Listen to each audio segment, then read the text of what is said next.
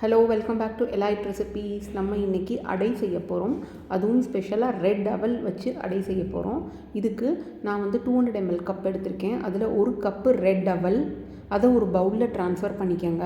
இந்த சேம் கப்பில் கா கப்புக்கு கீழே ஜவ்வரிசி எடுத்துக்கோங்க. ஜஸ்ட்டு இந்த அளவு ஜவ்வரிசி எடுத்துக்கிட்டால் போதும். கப்புக்கு கீழே அதை இன்னொரு பவுலில் ட்ரான்ஸ்ஃபர் பண்ணிக்கோங்க. ஜஸ்ட் இவ்வளோ எடுத்தால் போதும். இட்லி அரிசி அதே கப்பில் ஒரு கப் எடுத்துக்கோங்க.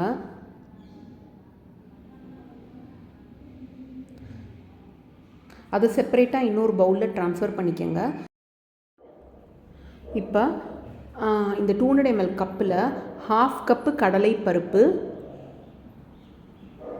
இந்த மாதிரி 1/2 கப் எடுத்துக்கிட்டு மீதி 1/2க்கு நம்ம பாசிப்பருப்பும் துவரம்பருப்பும் ரீஃபில் பண்ணணும்.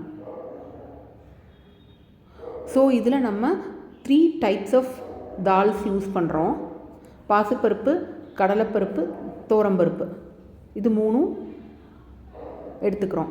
அதில் 1/2 கப் கடலைப்பருப்பு, மீதி 1/2 கப்புக்கு நம்ம பாசிப்பருப்பும் துவரம்பருப்பும் சேர்த்துக்கிறோம்.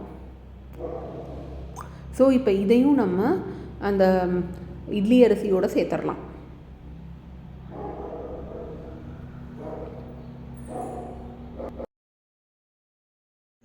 இந்த அவல் அடைக்கு கோகனட் சட்னி, கார சட்னி, அவியல் இதெல்லாமே நல்லா டேஸ்ட்டாக இருக்கும்.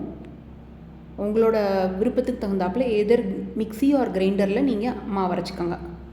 இப்போ சேம் மெஷர்மெண்ட் கப்பில் கப்புக்கு கம்மியாக உளுந்தம்பருப்பு சேர்த்துக்கலாம். இப்போ இதுதான் நமக்கு அவல் அடைக்கு தேவையான ரைஸ், தால், அவல், ஜவ்வரிசிலாம். இதை நல்லா வாஷ் பண்ணி நல்ல தண்ணியில் நீங்கள் மினிமம் 3 ஹவர்ஸ்க்கு ஊற வச்சுக்கோங்க. இதுக்கு தேவையான வரமிளகாய், பெருங்காயம், வெள்ளைப்பூண்டு, மஞ்சத்தூள், சோம்பு, சின்ன வெங்காயம், கொத்தமல்லி, கறிவேப்பிலை. நல்லா சின்ன வெங்காயத்தை நைஸாக கட் பண்ணி வச்சுக்கோங்க. கறிவேப்பிலை, மல்லியையும் நைஸாக கட் பண்ணி வச்சுக்கோங்க. பாருங்கள், இப்போ நல்லா 3 ஹவர்ஸ் ஊறி இருக்குது.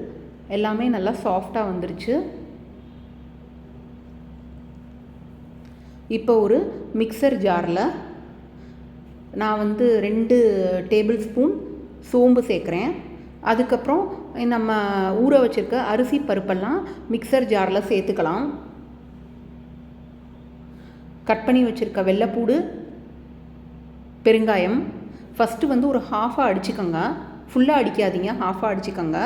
அப்புறம் திருப்பி மிக்சர் ஜாரை ஓப்பன் பண்ணி சால்ட் ஆட் பண்ணிக்கோங்க, அவல் ஆட் பண்ணிக்கோங்க. திருப்பி அவல் ஆட் பண்ணதுக்கப்புறமா மிக்சர் ஜாரில் கிரைண்ட் பண்ணிக்கோங்க. ரொம்ப மாவு மாதிரி நீங்கள் அடிக்கக்கூடாது.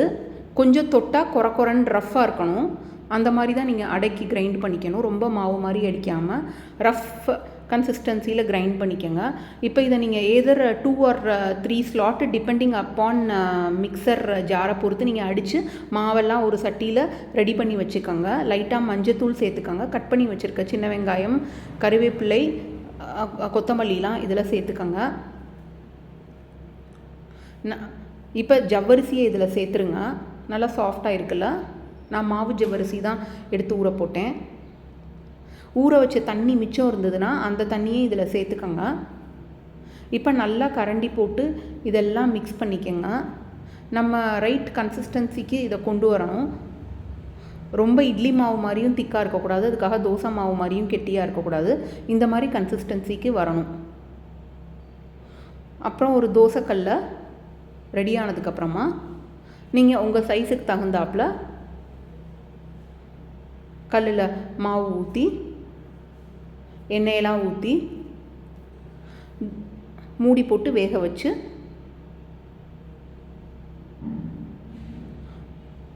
அடை தோசை ப்ரிப்பேர் பண்ணலாம். கண்டிப்பாக 2 பக்கமும் திருப்பி போட்டு வேக விடணும். தோசை நல்லா சாஃப்டாகவே வரும். அந்த நம்ம அவல் சேர்த்துருக்கனால ரொம்ப குழக்குழன்லாம் வராது தோசை. கொஞ்சம் இது ஃபுல் ஃப்ளேம்லேயே வேக விட்டால் கருகி போயிடும். மீடியம் ஃப்ளேமில் வச்சு தான் இந்த தோசையை வேக விடணும். ரொம்ப டேஸ்டி அண்ட் ஹெல்த்தியான அடை. நம்ம எப்பயுமே வந்து பச்சரிசி, இட்லி அரிசி, அப்புறம் அந்த மிச்ச தால்ஸ் யூஸ் பண்ணி தான் அடை செய்வோம். அவல் ஈக்குவலண்ட்டாக, ரைஸுக்கு ஈக்குவலண்ட்டாக நம்ம சேர்க்கும் போது டேஸ்ட்டு ரொம்ப நல்லா கொடுக்கும்.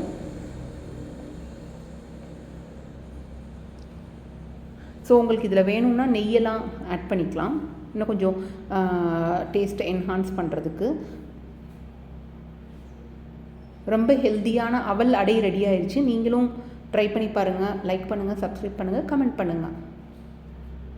ஹோப் வீடியோவை என்ஜாய் பண்ணியிருப்பீங்கன்னு நினைக்கிறேன்.